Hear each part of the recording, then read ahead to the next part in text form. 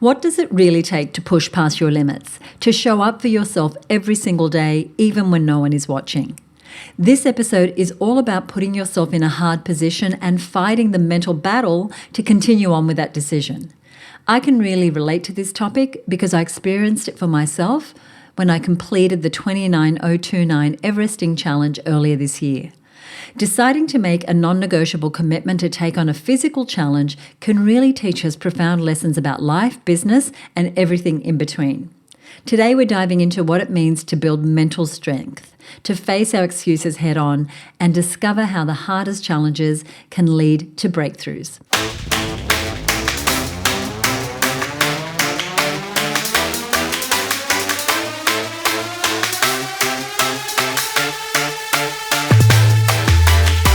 Hey there, welcome to another episode of the Her Business Podcast. I'm Suzi, and today we're exploring the connection between mental toughness, physical challenges, and the lessons they can bring to your business. Joining me is Jai Harvey-Yin, a member of the Her Business community and the founder of Fabulosity. Now, she recently completed a mental and physical challenge of her own called 75 Hard. In this episode, we're going to unpack how dedication, consistency, and even a little bit of discomfort can shape our mindset and our ability to achieve success in our businesses. And don't worry, this episode is not just about workouts or your daily water intake. It's about showing up for yourself and finding your why. Now, Jay is a mindset and transformational coach for individuals and businesses, and she uses tools such as Reiki, NLP, that's neuro-linguistic programming, and timeline therapy to get the breakthroughs that are needed to step fully into a life and a business that her clients love. So let's dive right in. Hey Jay, welcome to the show. Thanks, Suzi. I'm so excited to be here. I'm so excited to talk about something you've done recently, which was a big personal challenge. It's something called 75 Hard, H-A-R-D. Can you run us through what on earth that is? Sure. So I heard about 75 in my peripheral vision probably about 2 years ago. And then a really good friend of mine, Joy, she did it. And I was like, what is this 75 hard thing? And so I investigated. It's kind of macho, actually. But if you get rid of the macho and you look into it, it's designed as a mental toughness challenge. And so there are 6 non-negotiable things that you have to do each day. And if you err, then you go back to day one. So if you're a minute shy of one of your things, back to the start. So there is a Facebook community and a lot of people fail. And they use the word fail, which, can be quite confronting to us high achieving women, a bit soft from time to time. And so the actual thing was created by this man called Andy Frisella. And he just picked randomly 75 out of his head. He has a book. So I read the book, and pretty much the not negotiables of the day are 2 45-minute workouts every day. One of them needs to be outside. They have to be a workout. You can't just do ancillary exercise during your day. It has to be an actual formal form of workout. And so Crazy Jay would be walking in the morning with the dog and doing 38 minutes to get around the lake, and then walking up and down my street to get to my 45 minutes. Otherwise I would fail. So that's kind of crazy. You have to drink a gallon of water a day. Right, that's almost 4 litres, if not 4. Yeah. So I did 3 litres just because I have a medical condition that doesn't allow me to drink so much water. And then you stick to a meal plan, no sugar, no alcohol, a photo of yourself every day, which was quite mortifying, and read 10 pages of a non-fiction book. So they're the things that you have to do without fail each day. So cool. Well, that for 75 days. So that is a huge commitment. And so I want to ask you a few questions about it. How did you plan that? You're a busy woman, you're running a business. How did you plan the 2 workouts, what you were going to eat, I guess checking in with someone and holding to those not negotiables? What did your planning look like? Absolutely. Because interestingly, when you say you're doing it, you usually get a few reactions. You're mad. What are you doing? Or, who's going to know? who's going to know? And it's really interesting. The who's going to know is that I'm going to know. And I made a commitment to myself and I know the rules, and so I would see whether or not, it was, if I didn't do it, then I felt like I have to go back to day one. So the first thing that I did was I made 2 a.m. the end of my day because I'm quite a night owl. So I just made my day go from 2 a.m. to 2 a.m. so that if I was running late in the day, I had enough time to complete my tasks before 2 a.m., which is really kind of handy occasionally. I didn't really plan, actually, which is very unlike me as well. I had been thinking about it in the ether for quite a few months. And then again, Joy, she wanted to do, keep it accountable and do it. She was doing the next phase, which there's more. It doesn't 75 doesn't stop with 75. And so I was like, you know what? And she chose the date. It was the 12th of August. So it was like in the middle of the week. And I thought, you know what? I'm just going to do it. I'm doing it. So I think not having all of that, I'm leading myself up to it kind of thing actually made it a lot easier to commit. Are there any particular strategies you use to stay consistent, especially when it felt like, this is kind of hard? Well, or it's raining outside or whatever. Oh, yeah, there was a lot of – I only had 3 raining walks, which was kind of good. But, and you can flip it up. So, like some mornings I went, you know what, I'm going to go to the gym first and then I'll take my chances on the weather tonight, But I knew that at some point I was probably going to have to walk in the rain, which is not so fun. The other thing I did at my gym, they had an 8-week challenge because I didn't really know what to do workout-wise because I'm not a gym bunny. Contrary to popular belief, I look like I belong in the gym and all that, but I really didn't know what to choose. So I signed up for that as well. And so she gave me workouts to do. So I just did the workouts as it was. And then I'd just make sure I'd jump on the bike at the end or whatever if I'd finished before the 45. Yes. And it was kind of nice because all the guys at the gym, I go to a 24-hour gym, and all the guys at the gym were like following along, and cheering me, which was kind of nice, and I came second in that challenge, by the way. Oh, fantastic. I know. So consistency does pay off. I'd always say that to my clients every single day, it's about being consistent. It's true because it wasn't sexy turning up every single day, but I did enough because everything added up to points, and I did enough points to come second. So yay me, That's fantastic. That's fantastic. With the 75 hard, were there unexpected challenges or difficult points that you didn't actually predict going into it? Oh, absolutely. My life is a little chaotic. You don't know when clients are going to have drama. I'm a coach, and so I work with clients very closely. And when they're in our container, as I call it, they have access to me. So if there's a drama, I have to drop and deal. And I take that very seriously. And so sometimes things come up or, going out for dinner, or we had the grand final in the middle of it and there was this big party and everybody was drinking and everybody was, eating the things. And so often I would just coordinate my workout earlier in the day, or a couple of times I said to my partner, you know what, I can't make it at the same time as you. I have to go to the gym. So I'll come afterwards, and I just made sure that I had plenty of water, that it was cold, that I had a bottle so that I never felt like I was out of it. If I was going to a social thing, I would have my water in a wine glass with ice. So I felt fancy. So then I didn't feel like I was missing out, So there was some of those moments, but I think my cheat was the 2 a.m. because then I could do the last things. Cram some things in the last bit. Yeah. I'm in my third dream by that time, but we're all different. How did you keep yourself accountable? How did you track your progress?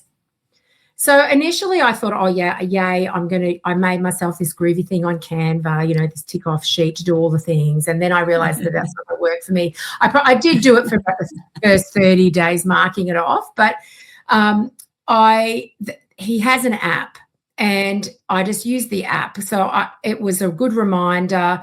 I tracked all my photos in the app so I didn't forget, because thing. The one thing, the difference between successful people and people that just live life, as I like to put it, when people decide to go the extra mile, it's about the details that matter. And I think that that's the message that I really took home from this. A lot of people fail because they forget to take their picture, and that's like the easiest thing you could possibly do. Bang, done, whereas, and in business, you have to do all of the unsexy, detailed things to get ahead, And so I think the app helped checking, and occasionally I forgot to fill in the app, but did all the things. And then when you go on the app, there's this big red reminder going, are you being honest? Are you about to tap out? Are you, I can't remember, it's very macho. And, and I'm like, no, I really, truly did. I did it. Really, I just forgot to do it in the app. Yeah, I just forgot to fill it in. I get it. So you mentioned already a couple of the things that are your takeaways, but what do you think the most significant changes that you've noticed in yourself since doing it? And that might have happened during as well, but that you're still taking with you now. I think one of the things that I really loved is I'm sure I have a very fast brain. I like to process things. I'll listen to a podcast while I'm walking. I'll do this while I'm doing that. I'll always try and maximize my time. It's sometimes a little full on even for me, but I listen to my audiobooks on double speed. I read at about 800 words a minute. Everything I do is fast. And I think one of the things with the outdoor walks or exercise is that you weren't allowed to do anything else. So you so no listening to anything, just walking. So that was really challenging for me because I am so used to doing, that's nearly an hour. I could listen to a whole podcast, and I was like, but actually in that silence, I'm a meditator, so I do sit in silence, but kind of being forced to do that in the moment, I found really valuable. Lots of ideas, lots of clarity. And I really noticed a difference in my mental health and how much I could really achieve in the day when I started the day early with a walk. I'm not a morning person. So generally, I know I shouldn't say that, subconscious mind, delete. But I would always work back from when I needed to start the day to how many hours sleep, because I tend to go on the other side. I'm a bit more of a night owl. And I noticed that being up and active in the morning was really helpful to me fully. So that's something I've continued on with. And I really, for once, I'm 55 and I never understood the joy of exercise ever. I've been through the gym, I've done all the things, but I never really found that I know why people exercise now moment, and I was like, sometimes I was like, I just need to go to the gym. I'm just going to the gym, because my partner would come along with me a lot of the times because we would go to the gym at night together. But sometimes he didn't want to do it. He walks a lot in his job and he's tired. He does a lot of lifting. And so I would just say, I need to go. And I was just pedaling on the bike for 45 minutes, which was very rare. I usually do my thing, but I just thought, this is the place. So that was really interesting. I love that. And have you continued with your workouts? Yes, and I have. Not so much the morning walks. I do the exercise now for the joy of it, and I'm not worried about the 45. The 45 was very stressful because, you'd be like, I really got to do this other thing and I've got 2 more minutes to do, and it seems so ridiculous, but you really are noticing what you notice about the time and how you manage your time and how much is wasted. And interestingly, I did notice that a lot of people make excuses in their lives because I wasn't making an excuse. I had to make it happen. I am preparing for the first phase. I'm planning to start, I think this week. I have some resistance because phase 1 there's 3 more phases. So it's it's a year-long program. And phase 1 is basically all of the things plus 3 not negotiables that they're called critical tasks that you need to do. So it might be something that you need to do in your business every single day that you've been putting off or whatever. And and a 5-minute cold shower. That's my resistance. That's the resistance. I totally get it. The rest of it, I'm like, yeah, I'm in, great. But yeah, not the 5 minutes. Well, keep us posted on how you go. I want to talk about business because you've already given us a couple of parallels. Consistency pays off. Doing something, things can be joyous, and then lean into more of those, not making excuses. What other parallels do you feel tie over from doing a physical mental challenge like 75 Hard and running a successful business? I think it's got to do with your why. You've known me a long time, and I'm I call myself multi-passionate. I'm a Gemini. I like the brain stuff. I like to do a lot of things. And, in business, we talk about our why, what is pulling us towards, what is compelling us to when in those hard moments. And I kind of thought a bit wishy-washy with my why, because I was like, oh, maybe that's not deep enough. Maybe it's not clever enough, or maybe it's not what everybody else would think about that would pull me forward in business. And I've been in business like a long time now. And you have to connect with your why of doing 75 Hard. And my why was very close to my heart. My daughter's getting married next year in January, and I really want to feel good in my skin. And generally I do, but I had kind of, menopause had come back and hit me on the bum, bit me on the bum a little bit. I put on some weight and I was feeling a little older, and, I was feeling a little more vulnerable in my own skin. And my why was that I want to look so good at her wedding. And I'm like, oh my God, you can't have a why like that because it's so superficial. But actually, it's extremely compelling. Yeah, thank you. But I think that, when you are aiming to be the best you can be, sometimes those superficial things, me personally, I fobbed off. And I'm looking for a deeper, much more connected why of why I'm doing it.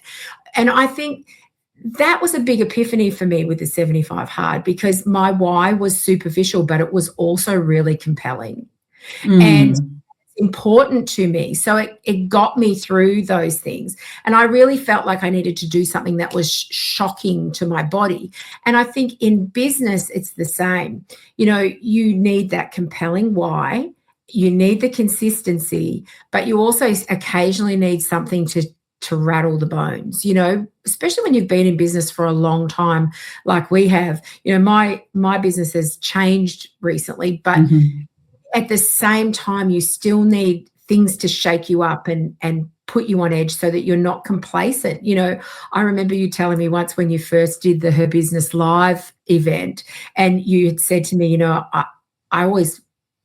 I hope I'm not speaking out of school, but, you had said that it wasn't your favorite thing to do, presenting. You loved it, but, there was that moment. And I think that's the sort of thing that you continue to stretch and grow by pushing yourself in business out of it. So for me, in my own personal health journey, I needed something to really just shock my body into action that was not negotiable. And I think the 75, they say it takes 21 days to make a new habit, 66 to embed it, whatever the science is. But 75 was just this random figure he picked out of his phone. But actually it's a tough enough challenge to really, when you get there, you're like, wow, that's a really long time, and it sort of becomes second nature, to be honest. So I'm excited. You can see a big difference in it's 2.5 months of working out regularly, of drinking more water, of having mindfulness habits. There's a big transformation. That's a long enough period, but it's also not too long. You're not doing it for 365 days, so your brain can kind of get around it. And I think that as we think about planning for anything, whether it's personal or business, that's why we use 90-day increments inside of Her Business. It's that it's not so big a chunk that you lose sight of the end goal, but it's not so short that you can't actually get anything done. Exactly. I totally agree with that. And I agree with blocking time. The more experience and the more I've been in business, I think you have to do that, because otherwise the goal can be so far away that it can never be achievable, so you want little bite-sized bits along the way to keep yourself motivated. But it's interesting in the Facebook group how many people this is a way of life now. And then there are a lot of people that are trying, but I always say to my clients, there's no such word as try. You either do it or you don't. You don't. Yeah, absolutely. And that goes back to your point about excuses. Now, you mentioned earlier that you have changed your business, and when I met you, you were very much in the beauty industry, for lack of a more specific term, and now you're very much in the self-development area, and you're working with women more on the personal development and spiritual side of things. How, and I feel like your business is now probably more you, and you have a very strong why. That pivot, I mean, that takes a lot of courage. Can you tell us how it feels to now have a business that, as you said to me before we started a recording, you could do all day, every day? How does that feel? Oh, it feels amazing. And I just wish that there was more time so that I could impact more. Like I do work a lot because I just love it and I go all in. And it's interesting that you use the word courageous, because I don't particularly think I'm courageous, but often when people, have been following me for a while or whatever, they will use the word brave or courageous. And I'm like, oh, am I? I don't know. I'm just doing the thing, because I really have this passion to see women fall in love with themselves again. And again, that seems so superficial, but it's not, because it has that ripple effect. If we feel solid, then all of our connections are more solid. And I've really stepped into that. I stepped away from Fabulosity as a word, as a brand, because I put my hand up and said, yes, I'm going to do coaching. And then I've come back home to Fabulosity, because that's who everyone has their own version of it.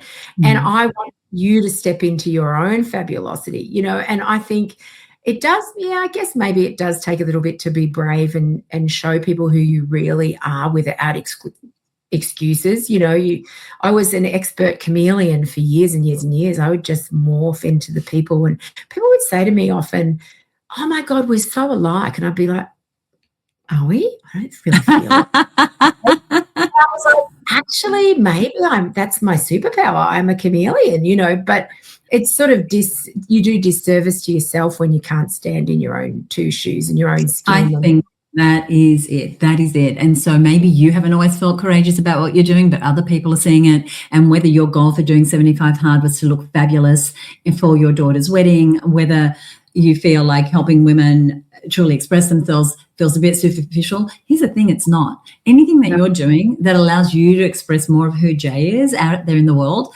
and to anybody watching and listening, it's the same thing. Like, the more that we can lean into the thing that brings us joy, the more joy and results that we can give. I truly believe that. And it doesn't have to be someone else's point of view. And so inside of her business, when we talk about our vision for our business, and for you, your vision for 75 Hard, it doesn't have to be anyone else's. It doesn't have to be monetary. It doesn't have to be profit. It doesn't have to be, it's whatever you want it to be, because otherwise we're borrowing, like we're being a chameleon, we're borrowing other people's visions and goals. And ultimately, even if we get those, it's not what our heart desires. And so it's not going to step us more into our place of joy. So I'm glad that you did this. I'm so excited about how that's going to even impact Fabulosity and helping women do harder things, be more consistent, not have excuses. I think that will all filter through, and I'm excited for you and what's ahead for you and for your clients. Thank you. Yeah, when I did it, because people, I got lots of kickback, and I said to people, I asked my clients to do hard things every day. And I have to show them that I can do it too, and that I'm a woman of my word, because it's all about trust, isn't it? Trust in self. Absolutely. And other people who take you along the way. You know that we have a saying at her business, which is do what you love every day. And I'd love to know, what does a day in Jay's life look like when you're doing what you love? Oh, my gosh.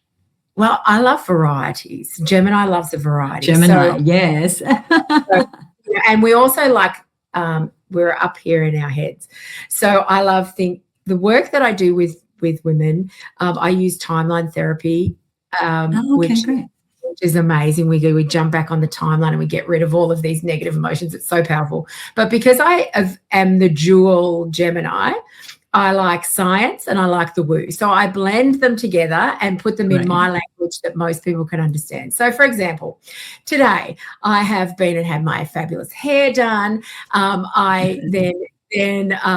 doing a series of masterclasses, which I'm calling my power hours. So I did some content for that, which is really fun. Then I had a drama with the tech. So I sorted the tech out. Then I'm here with you sharing and just love telling stories. Then I'm about to do a breakthrough with a client for 4 hours. And then once I finish that, I've got 2 more little client things to do. And then I'm going to see Pearl Jam. So it's so good. So good. I love it. That's a day in the life of Jai. Jai, thank you so much for being here. It's been a treat. Pleasure. Thank you. Early on in the interview with Jai, she said something I found really interesting. When talking about holding herself accountable, she said she had people saying, "Who's going to know?" And they were asking, who's going to know if she doesn't complete the challenge as it was outlined? And she said, who's going to know? I'm going to know. And I think that speaks a lot to what motivates us and gets us through hard challenges. It's not just about external validation, but the commitment that we make to ourselves. Whether it's a program like 75 Hard, climbing the height of Everest, or tackling day-to-day challenges you face in business, it's about showing up, staying consistent, and proving to yourself that you can do the hard things. Now, if there's one takeaway from today's episode, it's that real transformation happens when you stop making excuses and you start honoring your own commitments, no matter how big or small they are. Now, there is a second takeaway that I want to make sure that you get. And here's the thing, you probably gathered from Jai that she has a passion around sharing her insights and helping women. And so she has a free community that she wants to invite you to join. She also has a weekly newsletter, and we're going to put the details for both of those freebies in the show notes for today. You'll find those show notes at herbusiness.com/285, along with a summary of today's episode and links to other resources. Now, I love doing this show for you. I appreciate you listening. I appreciate if you share the show with your friends. And I want to let you know that your endorsement really, really matters. And so when I get testimonials like this one, it makes a big difference to me. So Christy Smith of Virtual Elves recently commented.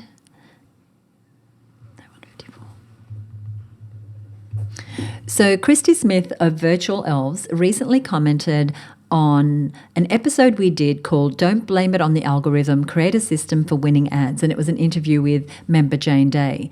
Now, during this episode, I interviewed Jane Day of Webinars, who's an expert in Facebook and Instagram ads, and she walked us through how to set up an ad funnel from start to finish. It's definitely a must-listen episode if you're looking for actionable and tangible strategies. And Christy said that she loved the episode, and she said, I've just engaged Jane to help us do just this. So excited. And I'm so excited. 1, 2 members are working together. 2, women who are growing their businesses are supporting each other to grow each other's businesses. And it's just the sort of love that happens all day, every day inside of the Her Business community. Now, if you're not part of the Her Business network, we only open up a couple of times a year, but you can request an invitation. Should a place become available, we can invite you in. And all you need to do is go to herbusinessnetwork.com to request that. Now, if you enjoyed this episode, I would love it if, like Christy, you left us a rating or a review. You can do that on Apple Podcasts. That is the big kahuna when it comes to podcasts, and it really helps us grow the listenership of the show. So if you would do that, I would love that, and I would, of course, give you a shout out, you and your business a shout out here on the show. So if you're new to the show, be sure to subscribe wherever you are listening, and join me next time right here on the Her Business podcast. Bye for now.